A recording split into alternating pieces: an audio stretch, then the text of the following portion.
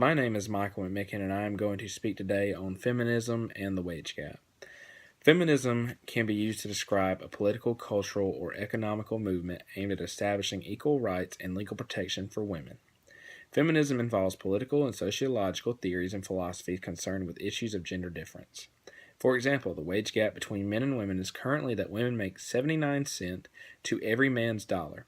It has risen by 2 pennies in recent years, but feminists are still pushing for equality, and rightfully so. Instead of speaking on just recent feminism, I would like to tell a little about its history. There are believed to be three waves throughout history.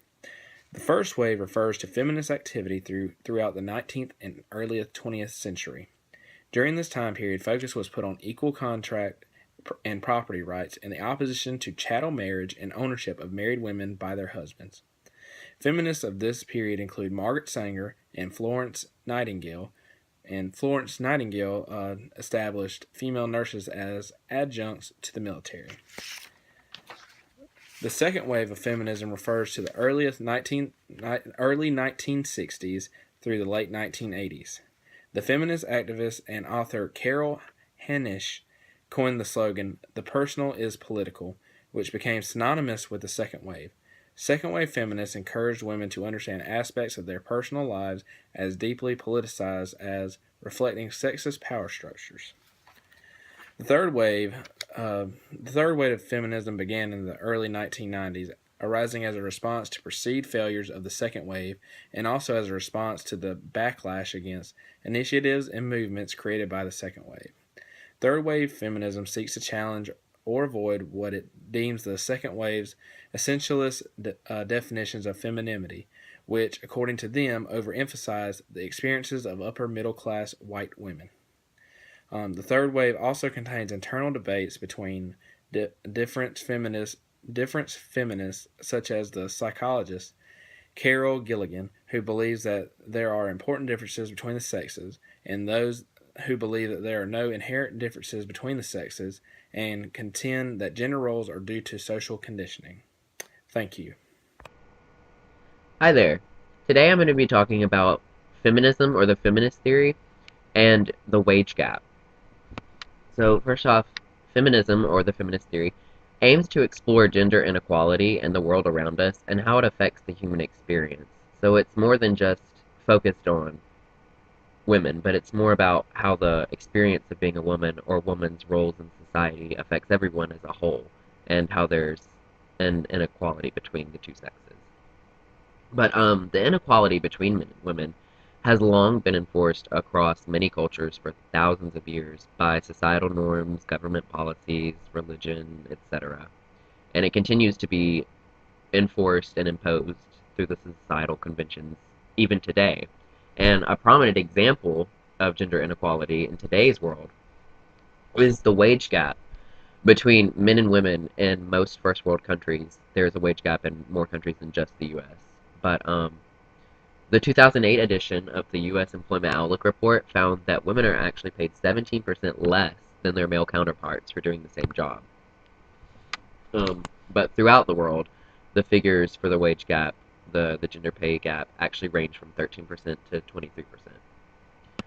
The report also found that equal education and expertise between men and women in regards to a job somehow still allow for a wage gap. And in some cases, even a higher level of education for a woman could mean over a man could mean for a higher wage gap. And this demonstrates the ancient misogynistic idea that women are less than men or they're other or different simply because they're sex. And it creates that differentiation and inequality that the patriarchy is enforcing. And the Huffington Post concluded that based on a U.S. Census report, that closing the wage gap would cut actually poverty in half. It would stimulate the economy, and it would also boost wages overall for men and women and different races. It would basically just be very good for the U.S. economy and probably the economies of different countries if the pay gap was closed.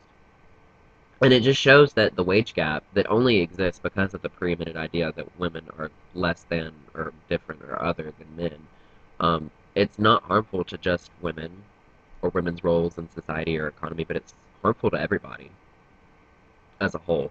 And hopefully, this issue is someone that will actively be resolved soon. Thank you.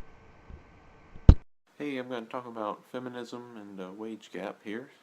Uh, a common statistic is that women earn 77 cents to a man's dollar. Basically, in the 60s, the Civil Rights Act and the Equal Pay Act attempted to end discrimination between genders, but that didn't really work. The good news is getting better though. So, the U.S. Census Bureau this year compiled some data that women now earns on average is 79 cents to every man's dollar, which is, still not that great, but it's getting better. There's been some recent events, some current events been going on about this thing. Some positive, some not so positive. Like Jennifer Lawrence, she even wrote an essay saying that she made less money on this movie called American Hustle than her male co-stars, which is, not good. But there has been a positive event with this, with Scarlett Johansson in the newest Avengers movie. Scarlett Johansson earned just as much money as Chris Hemsworth, who plays Thor, and Chris Evans, who played Captain America. So that's good. In summary, the wage gap between genders is a serious issue and it needs to go away. But frankly, I don't think it's ever going to. You're going to have those people who are always upset with something. Like, there's going to be different groups who are upset about, like, well, men do this, so why can't women do that? And despite their intentions, whether good or bad, for or against or anything, there's just always going to be conflict, and unfortunately, that's just how the world is. I feel like this is going to be one of those things. That being said, it is getting better, and I hope it continues to get better. Because women really deserve better.